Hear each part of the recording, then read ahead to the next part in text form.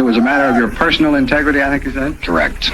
Do you really think there's room for personal integrity in the rock and roll business the way it's going? Why not? Alan Freed is the guy that coined rock and roll. He believed that rock and roll was the music to come. And he was right. The only problem is that all the payola talk and everything killed him as far as getting anything. I'd love to answer all your questions, fellas. You know, I'd like to be nice, but my attorney doesn't want me to say a thing. So I'm trying my best. I just can't say. I'm under subpoena here. I was dragged to Washington in 1959 or 60. They broke into my house. They tapped my phones. I found out that Big Brother's not always the good guy. I was raised in the Eisenhower era. It was a very illuminating experience. During the height of all of this, really, it's not very interesting now because you know the government's crooked. You know that. You know politicians are not straight. We didn't know that then. It was a new type of radio, playing to a new generation, enamored with a new type of music. So while their parents worry about the A-bomb, most teenagers just want to have a blast. Dancing becomes so popular that most local urban television stations have a weekly teen dance show, like this one in Iowa. DJs were top dogs in radio, and as leader of the pack, Freed was high profile. He may have been bigger than Elvis at this point. If I'm guilty of anything, I'm guilty of being present at the birth of rock and roll. A music which is the honest, spontaneous expression of today's youth. Alan Freed was a big advocate of black music, which made him a target for the so-called establishment. Now, hail down the roof, gang, because here's a new act that can blow it right up. Rock and roll moved into the forefront of the music scene, the movie scene, and concerts. Alan Freed character? As far as I can see, he's the proverbial Pied Piper who's just sort of cashing in on a few illicit adolescent emotions. Parents, schools, churches, local government, and anyone else whose job it was to maintain the status quo.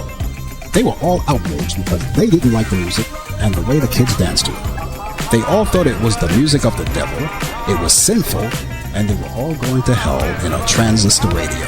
Payola in our business was a record company or an artist coming in saying, hey, I got a new record coming out, here's $150. The Subcommittee on Legislative Oversight began its Payola hearings in February 1960.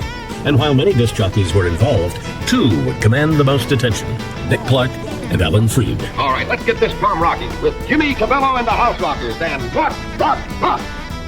Investigators were looking for headlines in the so-called Payola scandal.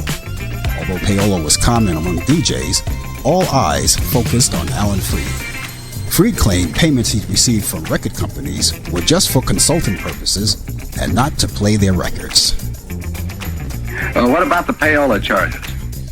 What payola charges? Well, that are rife in the industry right now. Have you ever taken payola? No, I have not. Rock and roll is a river of music, which has absorbed many streams. Rhythm and blues, jazz, ragtime, cowboy songs, country songs, folk songs, all have contributed greatly to the big beat. Alan Freed opted not to testify before a Payola probe and jury. Instead, he chose to plead the Fifth Amendment. Later that year, a grand jury indicted 5 New York disc jockeys, including Alan Freed, on charges that they have accepted payola. Alan Freed was then fired from WABC, and if that weren't enough, allegedly Alan's house was seized for filing improper income tax because of the allegations that were in December 1962 in New York. Freed pleaded guilty to 2 counts of commercial bribery and was fined $300. Freed moved to Palm Springs, California, a broken man. On January 20th, 1965, the one-time king of rock and roll, top radio disc jockey, television host, music, concert, and movie promoter, died at his home at the age of 43. He said to me, don't worry about this if that's true.